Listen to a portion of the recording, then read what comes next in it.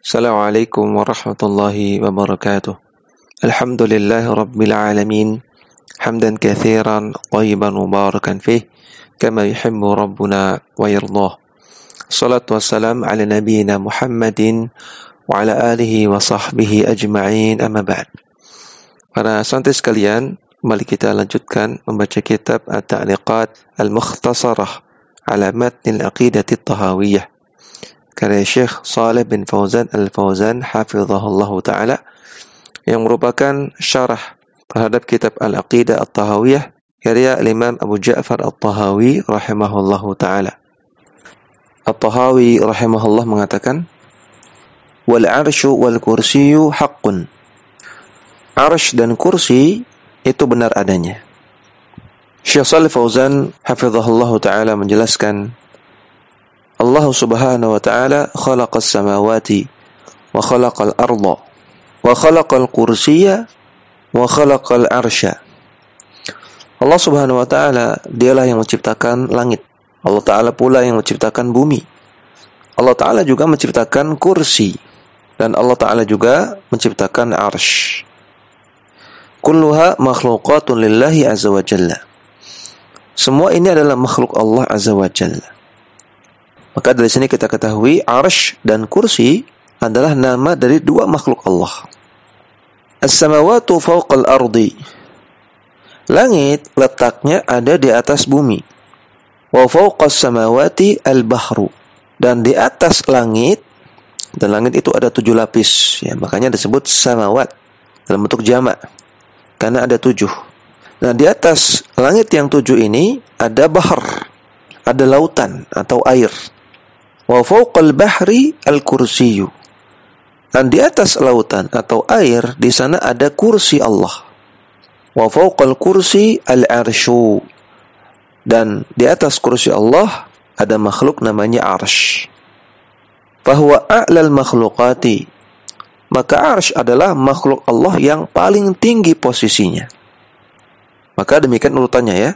Yang paling bawah itu bumi. Di atas bumi ada langit. Di atas langit ada air. Di atasnya ada kursi Allah. Di atas kursi ada arsy. Sehingga arsy adalah makhluk Allah yang paling tinggi posisinya. Wa dzalika kama jaa fil hadithi. Ini sebagaimana dalam sebuah hadis. Nabi mengatakan, innas samawati as-sab'a binisbati lil kursiyyi kasab'i darahima ulqiyat fi tursin. Sesungguhnya langit yang 7 itu, jika dibandingkan dengan kursi Allah subhanahu wa ta'ala, seperti 7 koin dirham yang dilemparkan ke tengah sebuah lempengan tameng. Tursu itu tameng.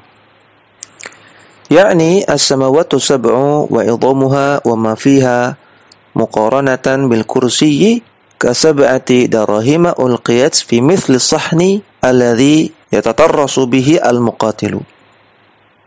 Maksudnya adalah 7 langit dan semua benda-benda besar di dalamnya dan semua benda-benda yang ada di dalamnya, jika dibandingkan dengan kursi Allah subhanahu wa ta'ala, itu hanya seperti 7 koin dirham yang dilemparkan ke tengah sebuah lempengan yang biasanya dijadikan tameng oleh orang yang berperang. Fama nisbatu sab'ati darahima fi tursin mustadirin nisbatuha qalilatun. Lalu bagaimana perbandingan antara 7 koin dirham dibandingkan dengan tameng yang bulat? Tentunya kita tahu tameng itu besar. Maka perbandingannya sangat kecil. 7 koin saja kalau dikumpulkan dibandingkan dengan tameng yang besar, tentunya lebih besar tameng, jauh. Apalagi hanya 1 koin dibandingkan dengan 1 tameng. Tentu perbandingannya lebih jauh lagi. Itu baru antara langit dengan kursi Allah subhanahu wa ta'ala. Bagaimana lagi antara langit dengan arsy? Sedangkan arsy lebih besar daripada kursi. Wa fi dzalika qauluhu ta'ala, oleh karena itu Allah subhanahu wa ta'ala berfirman, wasi'a kursiyyuhus samawati wal arda. Kursi Allah luasnya meliputi langit dan bumi. Dalam surah Al-Baqarah ayat 255, atau yang kita kenal dengan ayat kursi. Kita Kita sering baca ayat ini. Wasi'a kursiyyuhus samawati wal arda. Kursi Allah luasnya meliputi langit dan bumi. Artinya kursi Allah jauh lebih luas, jauh lebih besar daripada langit dan bumi.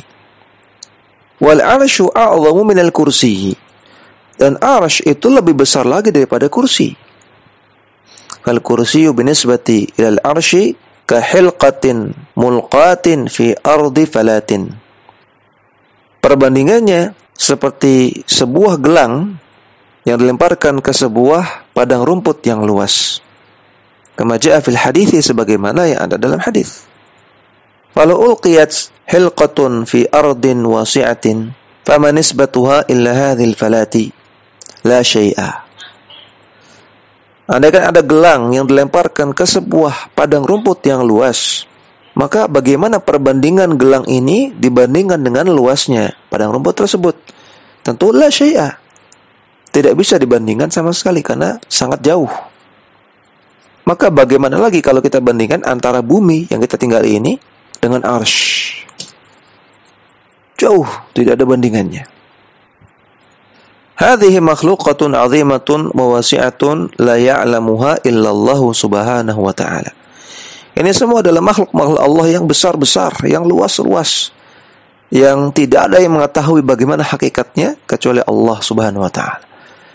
Maka kita tidak perlu membayangkan dan kita tidak akan bisa membayangkan bagaimana kok di atas bumi ada langit, langitnya ada 7, di atas 7 langit ada laut, di atas laut ada kursi, dari kursi ada arsy. Gimana kita membayangkannya? Nggak akan bisa. Maka nggak perlu dibayangkan. Cukup kita imani apa-apa yang ada dalam Al-Quran dan As-Sunnah. Karena tidak ada yang mengetahui hakikatnya kecuali hanya Allah semata. Fal arsyu a'lal makhluqati. Maka arsy adalah makhluk Allah yang paling tinggi posisinya. Allah subhanahu wa ta'ala alin fawqa arsyihi fawqa makhluqatihi. Dan Allah subhanahu wa ta'ala maha tinggi di atas arsy-Nya. Dan otomatis dengan demikian Allah di atas seluruh makhluknya. Maka di sini kembali kepada keimanan tentang kemahatinggian Allah. Allah di atas arsy. Karena Allah berada di atas seluruh makhluknya. Karena arsy itu adalah makhluk yang paling tinggi. Dan sekali lagi ini jangan dibayangkan. Tidak bisa kita gambarkan kaifiyahnya, detail-detail sifatnya. Wal kursiyyu tahtal arsy, dan kursi itu letaknya di bawah arsy. Wa jaa fil athari annahu mawdi'ul qadamaini. Dan terdapat dalam athar yang sahih bahwasanya kursi itu adalah tempat dua qadamnya Allah. Tempat dua kakinya Allah subhanahu wa ta'ala. Fal kursiyyu makhluqun. Dan kursi adalah makhluk. Dan jangan dibayangkan kursi Allah sama seperti kursi kita, beda. Tidak perlu dibayangkan bagaimana kaifiyahnya. Walaysa al-maqsudu bihi al-ilma. Dan kursi di sini tidak boleh kita takwilkan artinya ilmu. Kama nusiba dzalika li Ibnu Abbasin radhiyallahu ta'ala anhu. Sebagaimana diklaim bahwasanya Abdullah bin Abbas berpendapat demikian, bahwasanya kursi artinya ilmu. Ditakwil sehingga tidak ada makhluk namanya kursi. Kursi maksudnya adalah ilmu Allah. Annahu qala fi qawlihi wasi'a kursiyyuhu ay ilmuhu. Diklaim bahwasanya Abdullah bin Abbas ketika menjelaskan firman Allah wasi'a kursiyyuhu, sungguh luas kursi Allah, maksudnya ilmu Allah. Ay wasi'a ilmuhu as-samawati wal arda. Sehingga maksudnya adalah ilmu Allah luasnya meliputi langit dan bumi. Al-ma'na sahihun. Memang maknanya benar. Bahwasanya ilmu Allah itu luas, betul. Allah mengetahui segala sesuatu. Walakin laisa hadzal maqsudu minal ayati. Namun bukan itu yang dimaksud oleh ayat. Ini bentuk takwil. Ini termasuk memaknai ayat bukan dengan makna sebenarnya. Sehingga athar dari Abdullah bin Abbas ini tidak benar. Athar yang mungkar yang dinisbatkan kepada beliau. Fal kursiyyu makhluqun. Maka yang benar kursi itu makhluk Allah. Wal ilmu sifatun min sifatillahi azza wa jalla, laysat min makhluqatihi. Sedangkan al ilmu itu salah satu sifat Allah azza wa jalla. bukan makhluk. Al-ilmu bukan makhluk, tapi dia sifat. Sedangkan kursi, dia makhluk. Fayajibul imanu bil arsy wa bil kursi. Maka wajib untuk mengimani adanya arsy dan adanya kursi. Wa hadza haqqun ala haqiqatihi. Dan adanya arsy dan kursi itu benar adanya dan sebagaimana hakikatnya. Artinya itu bukan kiasan. Tidak boleh ditakwil kepada makna yang lain. Arsy ya arsy, kursi ya kursi. Dua makhluk Allah Subhanahu wa taala. Walaysa al-arsyu kama yaquluhu al-asy'ariyatu wa man nahwahum innal arsya huwal mulku. Demikian juga arsy. Tidak benar apa yang dikatakan oleh orang-orang Asy'ariyah dan orang-orang yang sejalan dengan Asy'ariyah bahwasanya arsy itu artinya adalah kekuasaan Allah. Fayaquluna fi qoulihi ta'ala, sehingga ketika mereka mencoba untuk menjelaskan firman Allah Subhanahu wa taala, istawa 'alal 'arsy, Allah istiwa di atas arsy, dalam surat Al-A'raf ayat 54, ay istaula 'alal mulki. Kata mereka, ayat ini maksudnya adalah Allah menguasai kerajaannya. Bukan Allah di atas arsy, kata mereka. Ini maksudnya kiasan, Allah menguasai kerajaannya. Wa hadza dhalalun, dan ini adalah kesesatan. Karena berusaha untuk memaknai ayat dengan makna yang bukan sebenarnya. Mengubah-ubah makna ayat, mengubah-ubah Al-Quran. Memalingkan kalimat dari tempatnya. Maka ini adalah kesesatan. Dan telah kita bahas di pembahasan-pembahasan sebelumnya, bahwasanya Ahlussunnah itu taslim. Menerima apa adanya yang datang dari Al-Quran dan As-Sunnah. Tidak berusaha untuk mengubah-ubahnya. Tidak berusaha untuk mentakwilnya. Tidak mempertentangkannya dengan akal. Sehingga kalau dianggap tidak masuk akal, kemudian diubah. Tidak demikian. Ahlussunnah taslim. Menerima apa adanya yang datang dari Al-Quran dan As-Sunnah. Fal-arsyu makhlukun. Maka yang benar, arsy itu adalah makhluk Allah. Allah Ta'ala katakan, wa kana arsyuhu 'alal ma'. Dengan tegas Allah Ta'ala katakan, arsy-nya Allah ada di atas air. Dalam surat Hud ayat ke-7.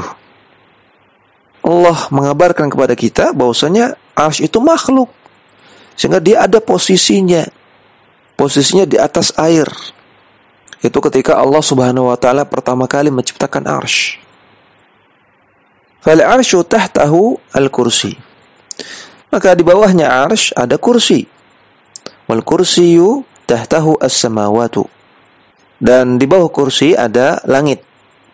Dan ini tidak bertentangan dengan perkataan beliau sebelumnya, bahwasanya di bawah kursi ada bahar, ada laut atau air. Karena di bawah bahar ada langit, sehingga langit juga di bawah kursi. Wal ardu tahtas samawati, dan bumi ada di bawah langit. Wa fil hadithi, disebutkan dalam hadis, Nabi mengatakan, fa idza sa'altumullaha al-jannata fas'aluhu al-firdausa al-a'la. Kalau kalian minta surga kepada Allah, maka mintalah surga Firdaus yang paling tinggi. Fa innahu wasatul jannati wa 'alal jannati. Karena surga Firdaus adalah surga yang paling tengah dan paling tinggi. Wa fawqahu 'arsyur rahmani. Dan di atas surga Firdaus ada arsy-nya Ar-Rahman. Hadis sahih riwayat Al-Bukhari. Fal Firdausu huwa 'alal jinani. Wa fawqahu 'arsyur rahmani. Maka hadis ini menunjukkan bahwasanya surga Firdaus adalah surga yang paling tinggi. Dan di atas surga Firdaus ada arsy-nya Ar-Rahman, arsy-nya Allah Subhanahu wa taala. Fa arshuhu makhluqun wa lahu hamalatun. Dan arsy adalah makhluk Allah. Dan arsy itu punya para penopang, yaitu pemikul, malaikat yang memikul arsy, yang disebut dengan hamalatul arsy, para malaikat pemikul arsy.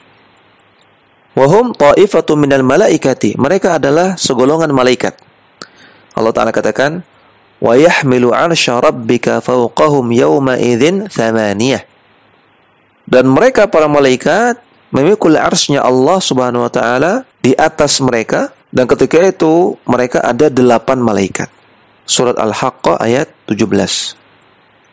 Ada malaikat hamalatul arsy, jumlahnya 8 malaikat. Qabla yaumil qiyamati yahmiluhu arba'atun. Sebelum hari kiamat, malaikat yang menopang arsy ada 4. Fa idza jaa yaumul qiyamati tadha'afu wa saru 8. Ketika datang hari kiamat, maka jumlah malaikat yang memikul arsy berlipat ganda, menjadi 2 kali lipat, sehingga jumlahnya ada 8. Fa kullu wahidin minal malaikati la yutasawwaru khalquhu wa 'azamatuhu wa quwwatuhu. Dan setiap malaikat tersebut yang memikul arsy tidak tergambar dalam benak kita, dan tidak boleh kita berusaha untuk menggambarkannya bagaimana bentuknya, bagaimana besarnya, dan bagaimana kuatnya mereka. Maka tidak perlu kita berusaha untuk menggambarkan bagaimana malaikat hamalatul arsy dan bagaimana mereka memikul arsy dan bagian mana yang dipegang oleh mereka, bagaimana caranya, tidak perlu kita bayangkan. Wa hal yuqalu idza qila innal arsya huwal mulku innal mulka tahmiluhul malaikatu. Maka kita katakan kepada orang-orang Asy'ariyah, kalau memang al-arsy itu maknanya adalah kekuasaan, maka apakah mungkin kekuasaan kok dipikul oleh malaikat? Jumlahnya 8 lagi. Kekuasaan Allah dipikul oleh 8 malaikat. Ini kan nggak mungkin. Karena kekuasaan itu sifat. Gimana kok sifat bisa dipikul? Maka dari sini jelaslah batilnya tafsiran mereka. Dan jelas menunjukkan bahwasanya arsy itu makhluk. Makhluk Allah Subhanahu wa taala, sehingga bisa dipikul oleh malaikat pemikul arsy. Kemudian Tahawi mengatakan, wa huwa mustaghnin 'anil arsy wa ma dunahu. Walaupun Allah di atas arsy, namun Allah tidak butuh kepada arsy, dan juga Allah tidak butuh kepada makhluk-makhluk di bawah arsy. Arsy makhluk yang paling tinggi. Kata At-Tahawi, Allah nggak butuh kepada arsy, makhluk yang paling tinggi. Kalau kepada yang paling tinggi saja Allah nggak butuh, yang paling besar saja Allah nggak butuh, apalagi kepada yang lebih kecil lagi, yang ada di bawahnya, lebih nggak butuh lagi. Syekh Shalih Fauzan menjelaskan, la tutasawwaru anna ma'na qawlihi ta'ala thumma istawa 'ala al-'arsy annahu muhtajun ila al-'arsy. Tidak tergambar dalam benak kita bahwasanya makna firman Allah Ta'ala thumma istawa 'ala al-'arsy, kemudian Allah istiwa di atas arsy, surat Al-A'raf ayat 54 tadi, tidak tergambar dari ayat ini bahwasanya Allah butuh kepada arsy, sama sekali tidak. Kastiwa'il makhluqi 'alal makhluqi, sebagaimana butuhnya makhluk ketika beristiwa di atas makhluk. Jangan samakan Allah dengan makhluk. Istiwa itu artinya ala wastaqarra, tinggi dan menetap, atau berada di atas sesuatu. Istiwa itu berada di atas sesuatu, menetap dan tinggi di atas sesuatu. Nah, contoh, manusia istiwa di atas kursi, kursinya manusia, maka itu disebut istiwa. Dalam kasus ini memang manusia butuh kepada kursi itu. Kalau kursinya diambil, dia akan terjatuh. Ketika manusia istiwa di atas kursi, maka dia butuh kepada kursi. Namun tidak demikian dengan Allah Subhanahu wa taala. Jangan samakan Allah dengan makhluk. Ketika Allah istiwa di atas arsy, Allah berada di atas arsy, maka Allah tidak butuh kepada arsy. Balillahu azza wa jalla mustawin 'alal arsy wa huwa ghaniyun 'anil arsy wa ma dunal arsy. Namun Allah azza wa jalla istiwa di atas arsy, dan Allah tidak butuh kepada arsy, apalagi kepada yang di bawah arsy. Artinya apa? Artinya andaikan tidak ada arsy, tidak ada masalah bagi Allah Subhanahu wa taala. Tidak ada yang berkurang dari Allah Subhanahu wa taala. Tidak berkurang sedikit pun kesempurnaan Allah Subhanahu wa taala andaikan arsy tidak ada. Lalu kenapa Allah istiwa di atas arsy? Maka kita katakan Allah yaf'alu ma yurid. Maha melakukan apa yang Allah inginkan. Allah ingin istiwa di atas arsy, Allah ingin istiwa di atas yang lain, Allah tidak ingin istiwa, terserah Allah. Kenapa kita protes? Maka ini perbuatan yang Allah memang inginkan. Andaikan arsy-nya tidak ada masalah, tapi Allah ingin melakukan itu. Bisa dipahami ya? Maka istiwanya Allah di atas arsy sama sekali tidak menunjukkan Allah butuh kepada arsy. Jami'ul makhluqati muhtajatun ilallahi. Bahkan seluruh makhluk, mereka sangat-sangat butuh kepada Allah Subhanahu wa ta'ala. Allah Ta'ala katakan, Innallaha yumsikus samawati wal arda an tazula. Sesungguhnya Allah Subhanahu wa ta'ala dialah yang menahan agar langit dan bumi tidak runtuh. Wala in zalata in amsakahuma min ahadin min ba'dih. Dan tentu langit dan bumi akan runtuh, akan hancur, akan terjatuh kalau yang menahannya adalah pihak selain Allah Subhanahu wa ta'ala. Surat Fatir ayat 41. Maka lihat, langit berada di atas bumi. Tapi langit tidak jatuh kepada bumi. Kita tidak tertimpa oleh langit. Maka pasti ada yang menahannya. Siapa yang menahan itu? Allah Subhanahu wa ta'ala.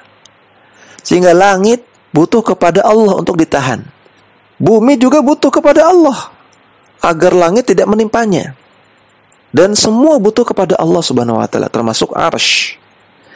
Fahuwa alladhi yumsikul arsya wa yumsikus samawati wa yumsikul arda wal makhluqati.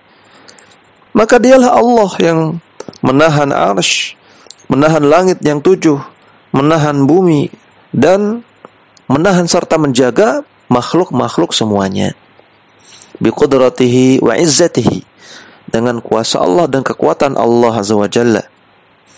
Fahiyal muhtajatu ilaih. Maka dialah Allah yang justru dibutuhkan oleh makhluk. Wa huwa ghaniyun anha subhanahu wa ta'ala. Dan Allah tidak butuh kepada makhluk sama sekali. Wa la yalzamu min kauni syai'i fawqa syai'i an yakuna al-a'la muhtajan ila ma tahtahu. Dan tidak berarti ketika sesuatu berada di atas sesuatu yang lain, bahwasanya yang di atas butuh kepada yang di bawah. Tidak mesti demikian. Fas-samawatu fawqa al-ardi wa laysat muhtajatan ila al-ardi. Contohnya langit ada di atas bumi, tapi langit tidak butuh kepada bumi. Misalnya bumi itu hancur, maka langit tidak ada masalah. Langit tidak terganggu. Langit nggak butuh kepada bumi. Bahkan bumi yang butuh kepada langit, agar dia tetap tertahan, tidak jatuh kepada bumi. Malah yang di bawah butuh kepada yang di atas. Ini terjadi pada makhluk. Bukan hal yang mustahil, bukan hal yang aneh. Maka ketika Allah istiwa di atas arsy, Allah di atas, arsy di bawah, bukan berarti Allah butuh kepada arsy. Justru arsy yang butuh kepada Allah Subhanahu wa ta'ala. Ini yang bisa kita baca, mudah-mudahan bermanfaat. Wassallallahu ala nabiyyina Muhammadin wa ala alihi wa sahbihi wasallam.